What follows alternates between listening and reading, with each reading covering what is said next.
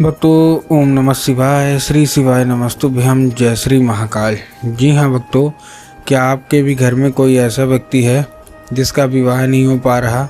आप लोग बहुत ज़्यादा परेशान हैं उसके विवाह को लेके कि आखिरकार हमारे घर का जो व्यक्ति है उसका विवाह क्यों नहीं हो पा रहा।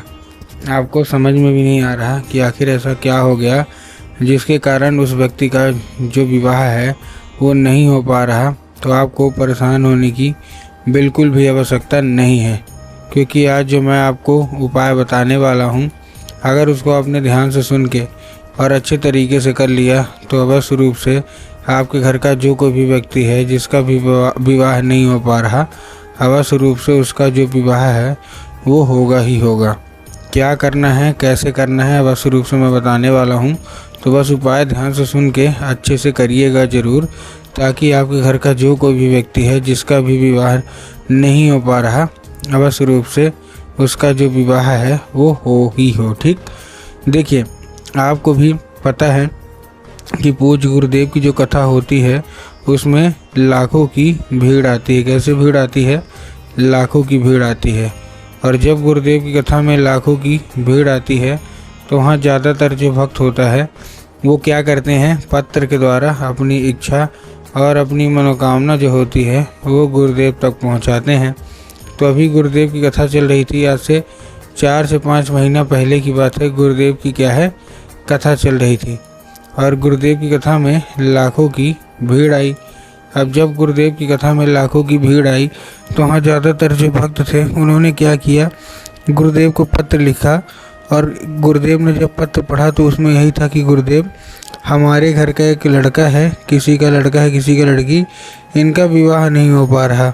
हम लोग बहुत ज़्यादा परेशान हैं कि आखिरकार इनका जो विवाह है वो क्यों नहीं हो पा रहा। कृपया करके कोई उपाय बता दें ताकि उस हमारे जो घर का लड़का या लड़की है इनका विवाह हो जाए। हम लोग बहुत ज़्यादा परेशान हैं कि आखिर इनका विवाह क्यों नहीं हो पा रहा। हमने क्या कुछ नहीं किया, बहुत ज़्यादा पंडितों को दिखाया, बहुत ज़्यादा कुंडली मिलवाई, हर एक चीज़ करवा लिया, लेकिन फिर भी जो विवाह है वो होने का नाम नहीं ले रहा। कृपया करके कोई उपाय बता दें।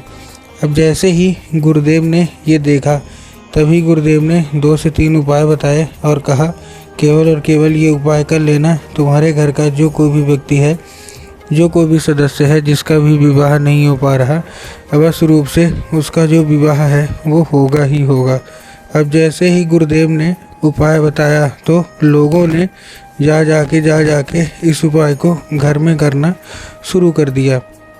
अब जैसे ही लोगों ने जा जाके इस उपाय को घर में करना शुरू कर दिया, वही लोग गुरुदेव की कथा में मात्र 1 से 1.5 महीने के बाद वापस आए।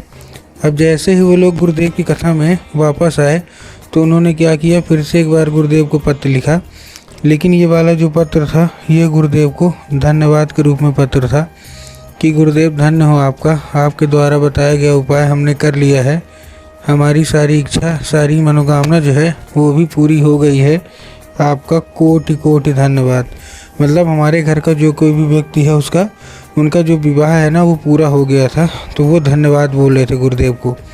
तो देखिए, जो लोग भी मेरी आवाज़ सुन रहे हैं ना, अगर आपको भी जानना है कि आखिर ऐसा कौन सा उपाय है जिसको करने मात्र से इच्छा मनोकामना पूरी हो जाती है, तो चलिए हम बताते हैं आपको आज की इस वीडियो के माध्यम से कि आपको करना क्या है। तो बस उपाय ध्यान से सुन के अच्छे से करिएगा ज़रूर।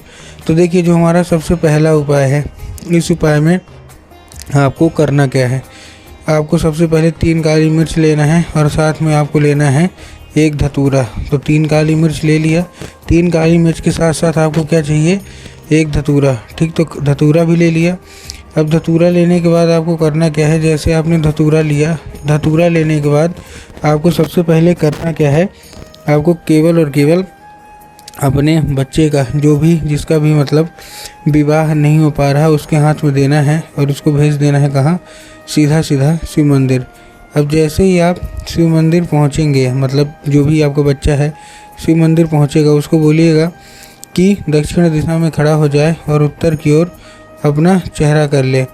अब देखिए, दक्षिण और उत्तर में ना बहुत सारे लोग कंफ्यूज होते हैं कि दक्षिण क्या है उत्तर क्या है, हमको थोड़ा साफ साफ बताओ। तब गुरुदेव ने साफ साफ बताया है कि आप जिस भी शिव मंदिर जा रहे हैं उस शिव मंदिर का जिधर साइड जलाधारी होगा आपको अपना चेहरा उधर साइड होके मतलब खड़े हो जाना है। ठीक, खड़े हो गए।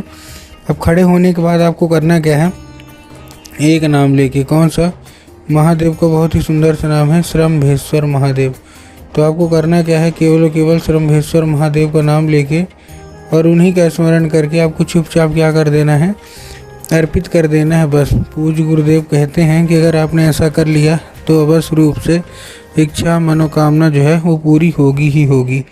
ये था कौन सा हमारा, ये था हमारा पहला उपाय। अब हम चलते हैं अपने दूसरे उपाय की ओर। अब देखिए जो हमारा दूसरा उपाय है, इस उपाय में आपको लाल चंदन लेना है और लाल चंदन लेने के बाद पहुंच जाना है कहाँ, सीधा सीधा शिव मंदिर।